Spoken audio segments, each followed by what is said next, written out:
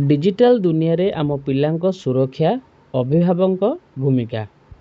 आजिर दिन में mobile phone internet social media online game एवं कृत्रिम बुद्धिमत्ता एआई पिलामानक जीवनर एक अविच्छेद्य अंग पलटिछि। ଏହି ପ୍ରଯୁକ୍ତି ବିଦ୍ୟା ସେମାନଙ୍କୁ ଶିଖିବା, ସୃଜନଶୀଳତାର ବିକାଶ, ନୂତନ ଜ୍ଞାନ ଆହରଣ ଏବଂ ବିଶ୍ୱ ସହ ସଂଯୋଗ ସ୍ଥାପନ କରିବାର ସୁଯୋଗ ଦେଉଛି। କିନ୍ତୁ ଅସାବଧାନ କିମ୍ବା ଅତ୍ୟଧିକ ବ୍ୟବହାର ପିଲାମାନଙ୍କୁ ସାଇବର ବୁଲିଂ, ଅନଲାଇନ୍ ଠକେଇ, ଭୁଲ ସୂଚନା, ଅନୁପଯୁକ୍ତ ବିଷୟବସ୍ତୁ, ଡିଜିଟାଲ ନିଶା, ଗୋପନୀୟତାର ବିପଦ ଏବଂ ଅଜଣା ବ୍ୟକ୍ତିଙ୍କ ସଂସ୍ପର୍ଶ ଭଳି ବିଭିନ୍ନ ଅସୁବିଧାରେ ପକାଇପାରେ।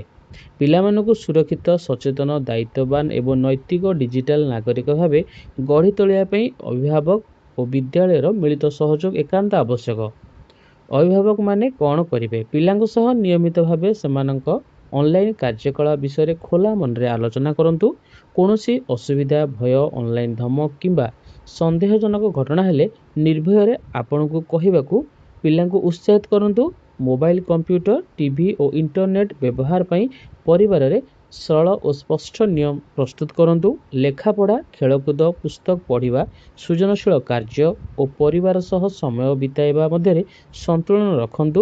ପାସୱାର୍ଡ, ଓଟିପି, ବ୍ୟାଙ୍କ ସୂଚନା, ଆଧାର ନମ୍ବର, ଘରର ଠିକଣା, ବିଦ୍ୟାଳୟର ନାମ, ବ୍ୟକ୍ତିଗତ ଫଟୋ କିମ୍ବା ଭିଡ଼ିଓ କେବେ ମଧ୍ୟ ଅଜଣା ବ୍ୟକ୍ତିଙ୍କ ସହ ସେୟାର ନ କରିବାକୁ ଶିଖାନ୍ତୁ। ପିଲାମାନେ ବ୍ୟବହାର କରୁଥିବା ସୋସିଆଲ ମିଡ଼ିଆ ପ୍ଲାଟଫର୍ମ ବିଷୟରେ ସଚେତନ ରୁହନ୍ତୁ। ଏଆଇ ବ୍ୟବହାର କରିବା ସମୟରେ ପିଲାଙ୍କୁ ଶିଖାନ୍ତୁ ଯେ ଏଆଇ ସବୁବେଳେ ସଠିକ୍ ସୂଚନା ଦେଇନଥାଏ, ତେଣୁ ମିଳୁଥିବା ସୂଚନାକୁ ଯାଞ୍ଚ କରିବା ଓ ନିଜର ବିଚାର ଶକ୍ତି ବ୍ୟବହାର କରିବା ଆବଶ୍ୟକ। ନିଜେ ମଧ୍ୟ ଡିଜିଟାଲ ଉପକରଣ ସନ୍ତୁଳିତ ଓ ଦାୟିତ୍ୱପୂର୍ଣ୍ଣ ବ୍ୟବହାର କରି ପିଲାଙ୍କ ପାଇଁ ଉଦାହରଣ ସୃଷ୍ଟି କରନ୍ତୁ। ସୁସ୍ଥ ଡିଜିଟାଲ ଅଭ୍ୟାସ ଗଢ଼ି ତୋଳନ୍ତୁ। ପିଲାଙ୍କ ଶାରୀରିକ, ମାନସିକ ଓ ସାମାଜିକ ବିକାଶ ପାଇଁ ନିମ୍ନଲିଖିତ ଅଭ୍ୟାସ ଗୁରୁତ୍ୱପୂର୍ଣ୍ଣ। ପ୍ରତିଦିନ 8ରୁ 10 ଘଣ୍ଟା ନିରବିଚ୍ଛିନ୍ନ ନିଦ୍ରା ସୁନିଶ୍ଚିତ କରନ୍ତୁ। ପ୍ରତିଦିନ ଅତି କମରେ 1 ଘଣ୍ଟା ଖେଳକୁଦ କିମ୍ବା ଶାରୀରିକ ବ୍ୟାୟାମ ପାଇଁ ପ୍ରୋତ୍ସାହିତ କରନ୍ତୁ। ପ୍ରତିଦିନ କିଛି ସମୟ ସ୍କ୍ରିନ୍ ମୁକ୍ତ ପରିବାର ସମୟ ପାଳନ କରନ୍ତୁ। ପରିବାର ସଦସ୍ୟ ଓ ସାଙ୍ଗମାନଙ୍କ ସହ ସାମ୍ନାସାମ୍ନି ସମୟ ବିତାଇବାକୁ ଉତ୍ସାହିତ କରନ୍ତୁ। ଖାଇବା ସମୟରେ ମୋବାଇଲ କିମ୍ବା ଟିଭି ବ୍ୟବହାର କରନ୍ତୁ ନାହିଁ। ଶୋଇବାର ଅତି କମରେ 1 ଘଣ୍ଟା ପୂର୍ବରୁ ଡିଜିଟାଲ ଉପକରଣ ବ୍ୟବହାର ବନ୍ଦ କରନ୍ତୁ। ରାତିରେ ମୋବାଇଲକୁ ଶୋଇବା ଘର ବାହାରେ ରଖିବାକୁ ଅଭ୍ୟାସ କରନ୍ତୁ। ବୟସ ଅନୁଯାୟୀ ଡିଜିଟାଲ ବ୍ୟବହାର।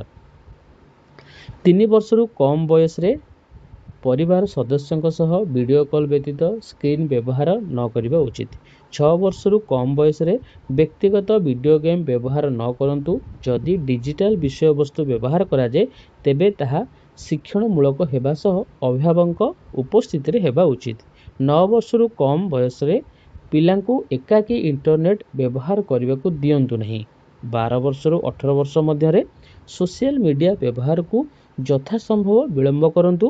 ବ୍ୟବହାର କରିବାକୁ ପଡ଼ିଲେ ଅଭିଭାବକଙ୍କ ମାର୍ଗଦର୍ଶନରେ ବୟସ ଉପଯୁକ୍ତ ଆପ୍ ବ୍ୟବହାର କରିବା, ଗୋପନୀୟତା ସେଟିଂ, ଡିଜିଟାଲ ନାଗରିକତା ଏବଂ ଦାୟିତ୍ୱପୂର୍ଣ୍ଣ ଅନଲାଇନ୍ ବ୍ୟବହାର ବିଷୟରେ ଶିଖାନ୍ତୁ। ପିଲାମାନଙ୍କୁ ଏହି 5ଟି କଥା ଶିଖାନ୍ତୁ।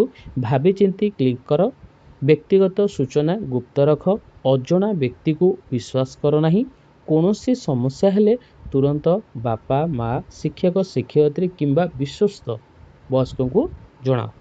ଅଭିଭାବକ ଏହି ଲକ୍ଷଣଗୁଡ଼ିକ ପ୍ରତି ସଚେତନ ରୁହନ୍ତୁ।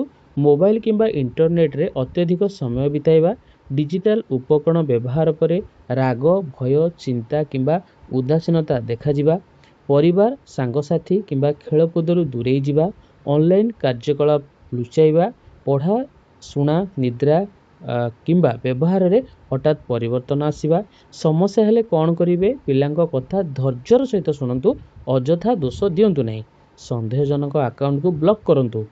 ପ୍ରମାଣ, ସ୍କ୍ରିନଶଟ୍ ବା ମେସେଜ ସଂରକ୍ଷଣ କରନ୍ତୁ।